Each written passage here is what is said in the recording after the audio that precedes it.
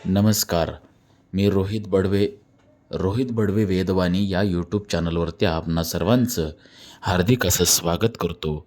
आजचं व्हिडिओ बनवायचं कारण येत्या 3 तारखेला म्हणजेच 3 मार्च 2026 रोजी खंडग्रास चंद्रग्रहण ग्रस्तोदित असणार आहे. त्याचे वेद काय असतील, स्पर्श कसा असेल, मध्य कसा असेल, मोक्ष कसा असेल, हे सर्व आपण यामध्ये पाहणार आहोत. तर चला तर मग हा व्हिडिओ आपण सुरू करूया. तत्पूर्वी हा व्हिडिओ जर तुम्हाला आवडला, ही माहिती जर आवडली, चॅनेलला सबस्क्राईब करा, लाईक करा, कमेंट करा आणि हो, शेअर करायला विसरू नका. चला तर मग आपण व्हिडिओ सुरू करूया. येत्या 3 मार्च रोजी जे आपल्याला चंद्रग्रहण दिसणार आहे ते खग्रास चंद्रग्रहण असून ग्रस्तोदित असणार आहे. म्हणजेच ग्रस्त असलेले चंद्रबिंब उदयास आलेले दिसेल. फाल्गुन शुद्ध पौर्णिमा मंगळवार 3 मार्च 2026 रोजी हे चंद्रग्रहण असणार आहे. ग्रहण दिसणारे प्रदेश कोणते? चला पाहूया.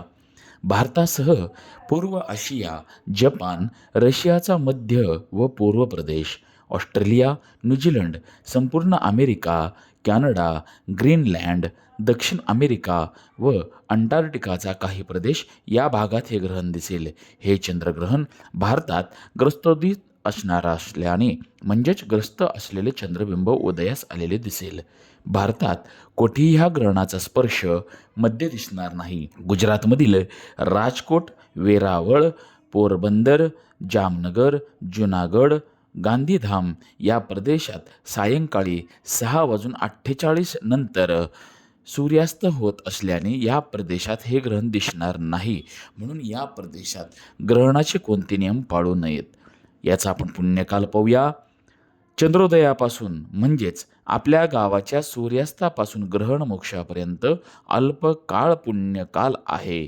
वेधारंभ हे ग्रहण ग्रस्तोदित असल्याने मंगळवारी 3 मार्च 2026च्या सूर्योदयापासून मोक्षापर्यंत म्हणजेच सायंकाळी 6:48 ग्रहणाचे वेध पाळावेत.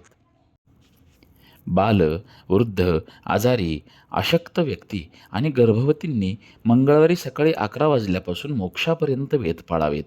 वेदकाळामध्ये स्नान, देवपूजा, जप, श्राद्ध, नित्यकर्म इत्यादी करता येते.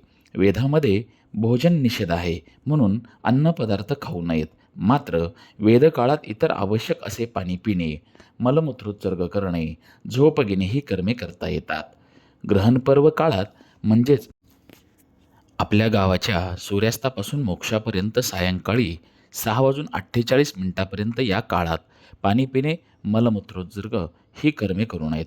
ग्रहण काळातील कृत्ये: सूर्यास्त होताच स्नान करावे.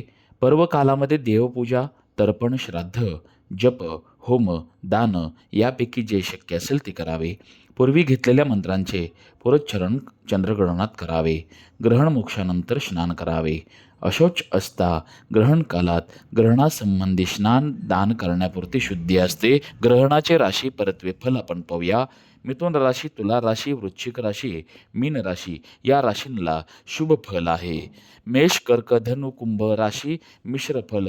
वृषभ, सिंह, कन्या, मकर या राशींना अनिष्ट फल आहे.